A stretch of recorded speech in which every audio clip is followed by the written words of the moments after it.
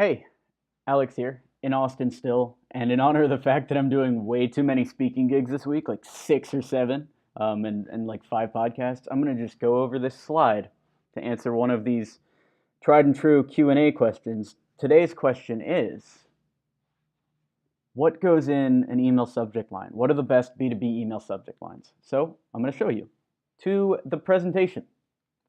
Okay, so here's a subject line that I sent out. It had about a 30-ish response rate in terms of replies and led to a bunch of new contracts for us.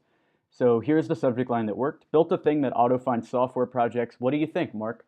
And you can use this basically as a framework for your subject line. So important to note, built a thing that auto-finds software projects. I tell them what the email is about before they open it, right?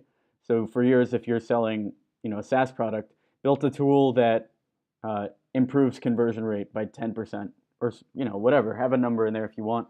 Built a tool that adds real-time polls to websites.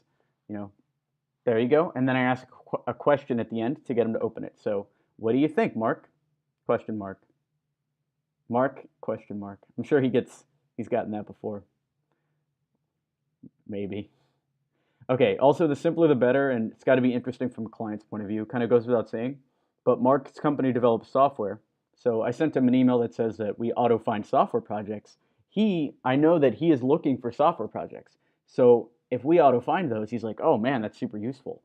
So it goes back to having super highly qualified leads. That's why there's so many other things that are more important than a subject line. But basically, things to keep in mind: make it interesting from the client's point of view and super relevant to their business. The simpler, the better. Use their name if you can, and then end it either with a question mark or just make it super short. If you're going to do a long subject line like this, do a question mark. Otherwise, if you're doing something like quick question or hi from Alex or something like that, then you just do a super short one, and then the first sentence kind of speaks for itself.